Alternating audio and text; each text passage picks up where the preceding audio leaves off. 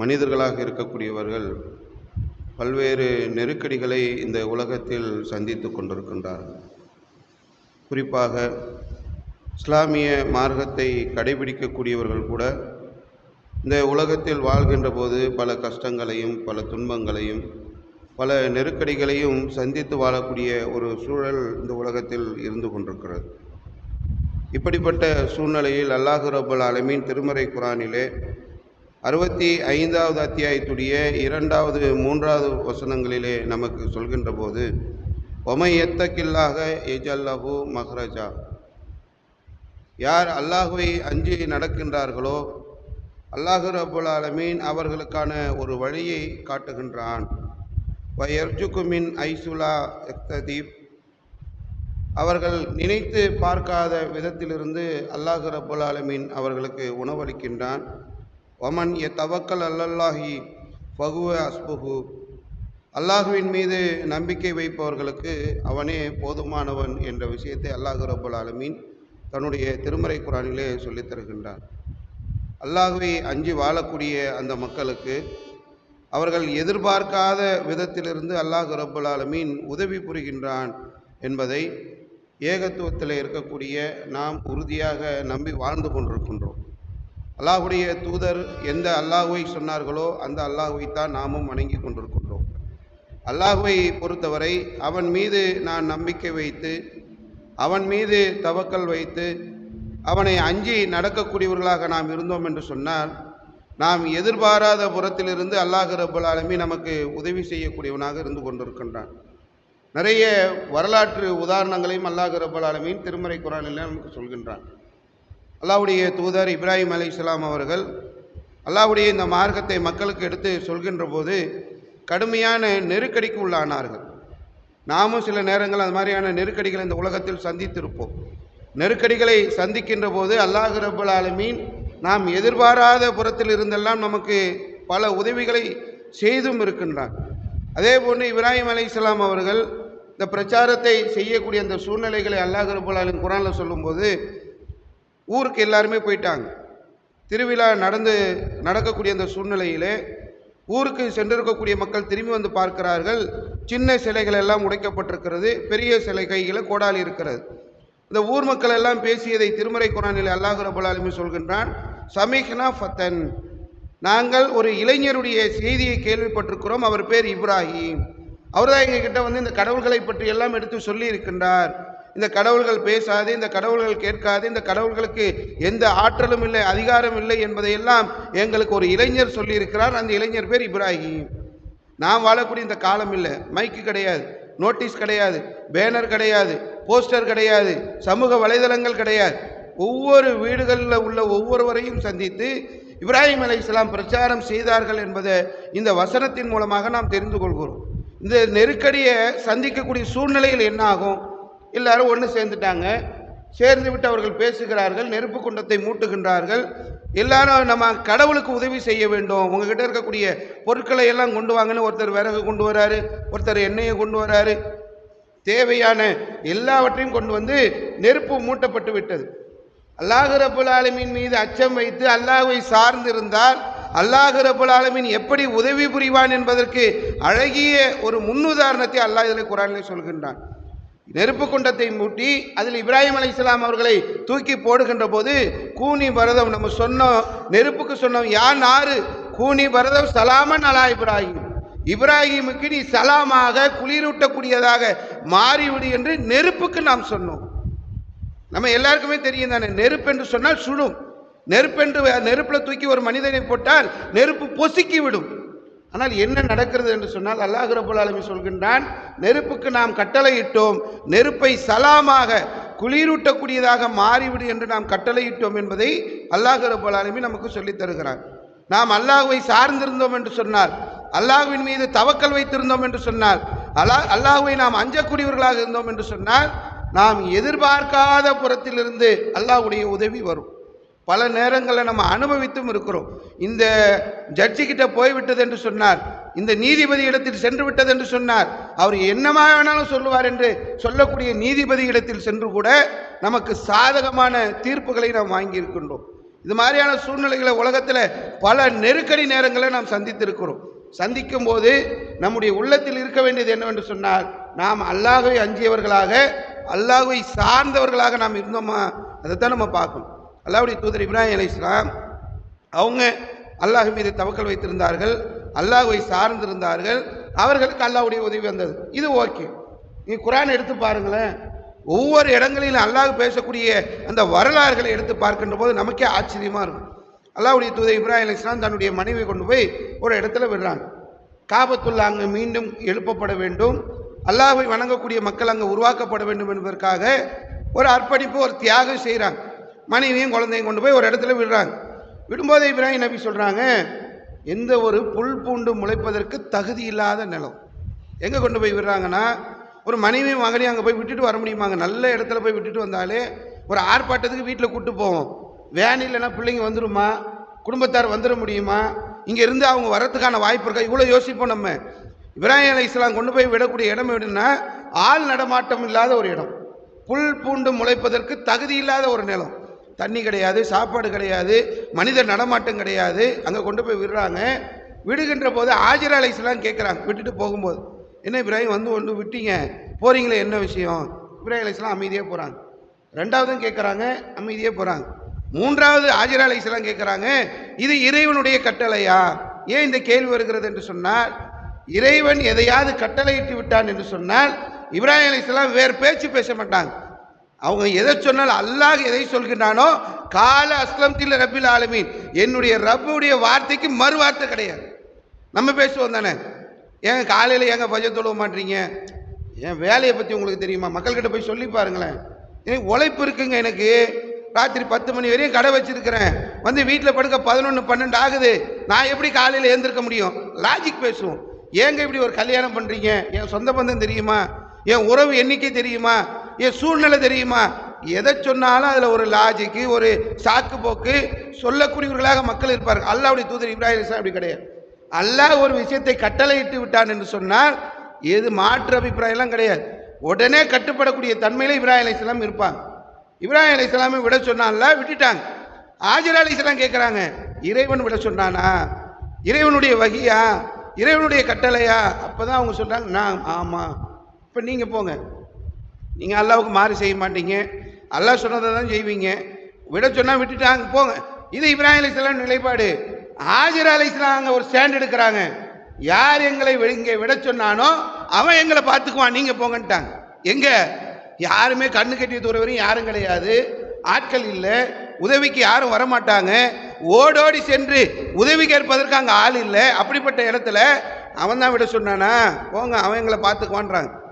போனதுக்கு அப்புறம் நடந்ததை ஹதீஸ்களை எடுத்து படிக்கும்போது நமக்கு எவ்வளவு பெரிய நெருக்கடியை ஹாஜர் அலைஹிஸ்ஸலாம் சந்திச்சாங்க தெரியுமா?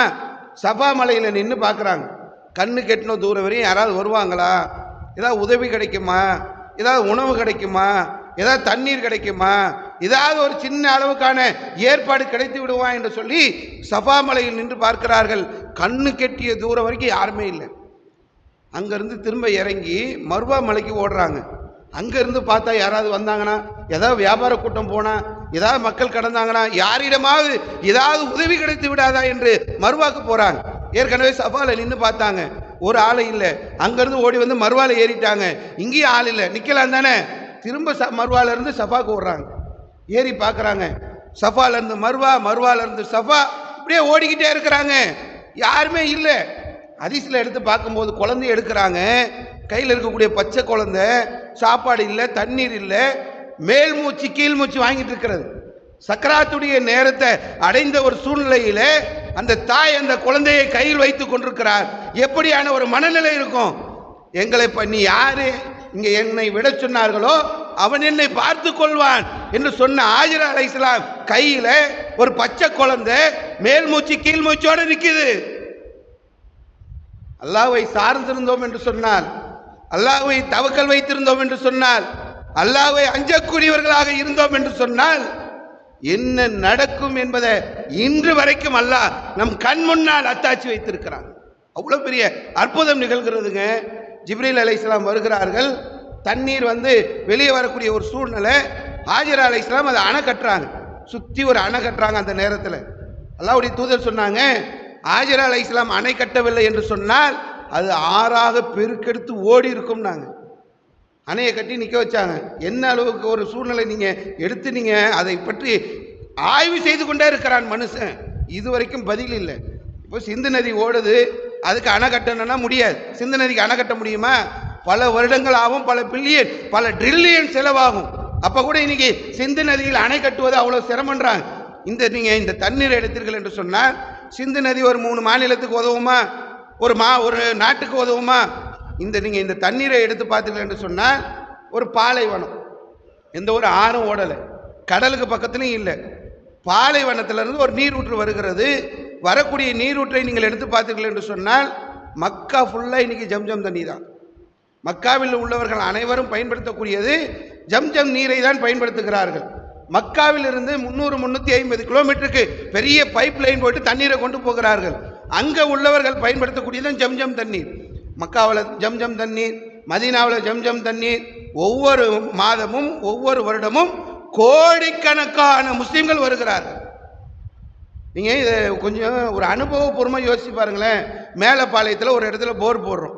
போர் போட்டு ஒரு தெருவுக்கு தண்ணீர் கொடுங்கன்னா கொடுக்க முடியுமா? மற்ற நேரத்தில் கொடுக்கலாம் பாய். சம்மர்லலாம் எங்களுக்கு இந்த தெரு ஃபுல்லாலாம் தண்ணி குடிக்க முடியாது, எங்களுக்கு தண்ணி வேணுமேன்னு கேட்போம். லப்பை குடிக்காட்டில் ஒரு இடத்துல நீர்நிலை, ஒரு ஆற்றுக்கு பக்கத்தில் நல்ல நீர்ப்படுகை உள்ள இடம் என்று சொல்லி அங்கே ஆழ்துளை அந்த போர்கள் அமைக்கப்பட்டு டேங்க் வைத்து பக்கத்து கிராமத்துக்கு தண்ணீர் தராங்க. ஊர் மக்கள் போராட்டம்.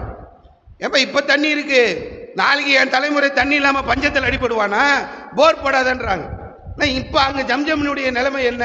பாலைவனம், நீர்நிலை கிடையாது, பக்கத்தில் ஆறு கிடையாது, கடற்கரையோட ஓரம் கிடையாது, தண்ணீர் தரப்படுகிறது. உலகத்தில் உள்ள எல்லாம் கொண்டு போறாங்க. உலகத்தில் இருந்து கோடான கோடி முஸ்லீம்கள் ஜம்ஜம் தண்ணீரை அள்ளி சென்று கொண்டிருக்கிறார்கள். என்ன ஆகுது? ஒரு கிளாஸ்ல ஆள்றான், திரும்ப ரொம்பிடுது. ஒரு குடத்தில் ஆள்றான், திரும்ப ரொம்பிடுது. பெரிய பெரிய கேலன்களை வைத்து ஆள்கிறார்கள். ஜம்ஜம் தண்ணீருடைய இப்ப நிலைமை என்ன தெரியுமா? வேகமாக தண்ணீரை எடுக்கக்கூடிய பெரிய பெரிய ஹெச்பி மோட்டரை போட்டு எடுக்கிறான், தண்ணீர் வந்து கொண்டே இருக்கிறது. ஒரு வற்றாத ஒரு நிலையை அல்லாஹ் ரப்பல் ஆலமீன் அங்கே ஏற்படுத்தினான். ஹாஜர் அலைஹிஸ்ஸலாம் அந்த தண்ணீரை ஒரு மடை கட்டுகிறார்கள். அந்த தண்ணீர் வந்து கொண்டே இருக்கிறது. மேலே பறக்கக்கூடிய அந்த பறவைகளை வைத்து மக்கள் அதை தேடி வருகிறார்கள். அந்த இடத்துடைய பொறுப்பாளராக, ஆட்சியாளராக ஹாஜர் அலைஹிஸ்ஸலாம், இஸ்மாயில் அலைஹிஸ்ஸலாம் ஆகிறார்கள்.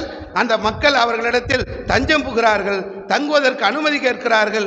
மிகப்பெரிய ஒரு சக்கரவர்த்திகளாக அவர்கள் மாறக்கூடிய ஒரு நிலை அந்த வரலாற்றுகளிலே நாம் பார்க்கிறோம்.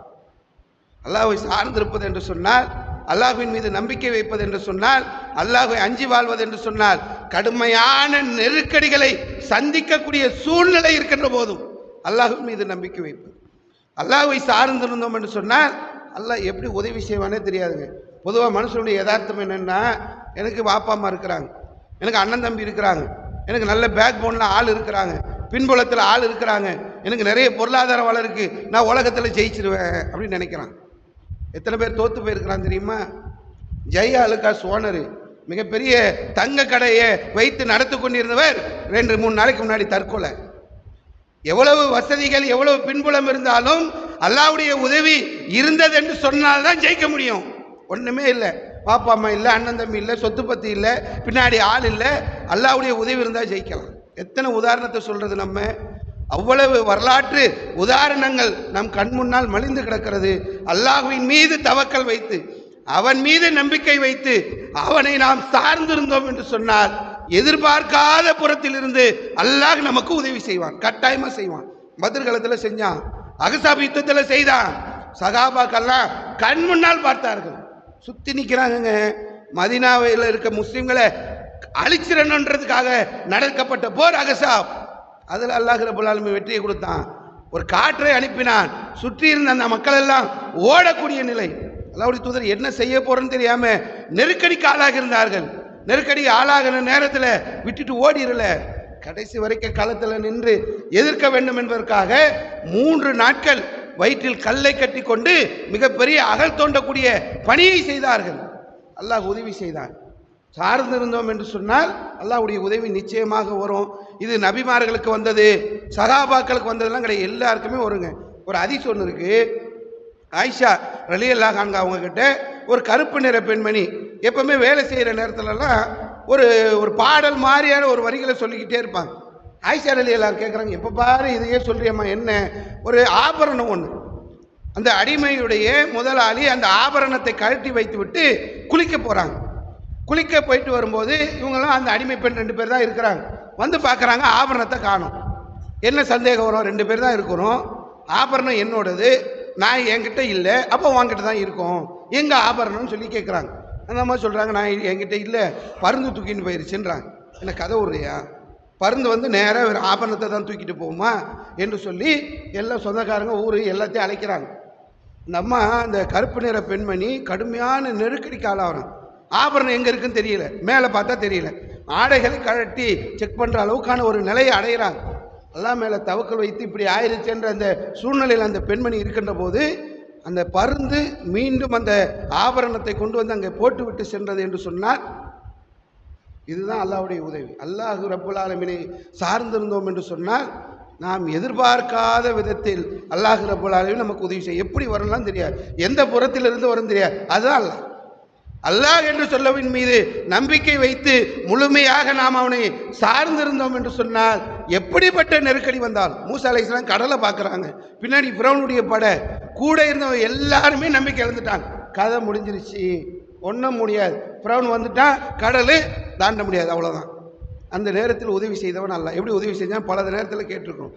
இவ்வளவு சம்பவங்கள் நம் முன்னால் இருக்கின்ற போது கூட ஒரு நெருக்கடியான நேரம் வருகின்ற போது தூக்கி போட்டு போயிடும். அப்படி போகாம அதில் உறுதியாக இருந்தோம் என்று சொன்னால், அல்லாஹ்வின் மீது தவக்கல் வைத்து இருந்தோம் என்று சொன்னால், அல்லாஹ்வை அஞ்சக்கூடியவர்களாக நாம் இருந்தோம் என்று சொன்னால், நிச்சயமாக ரப்புல் ஆலமீன் நாம் எதிர்பாராத புறத்தில் நமக்கு உதவி செய்வதற்கு தயாராக இருக்கிறான், உதவி இருக்கிறான். அந்த நிலையை நாம் அடைய வேண்டும் என்று சொன்னால் அந்த உறுதி, அந்த நம்பிக்கை, இறையச்சம் என்பது முக்கியமானது என்பதை விளங்கிக் கொள்ள வேண்டும் என்பதை இன்றைய ஃபஜர் நேர சிந்தனையில் சொல்லிக்கொண்டு என்னுடைய உரை முடித்துக் கொள்கின்றேன். வாஹிர் தவானா அல்ஹம்துலில்லாஹி ரப்பில் ஆலமீன். அஸ்ஸலாமு அலைக்கும்.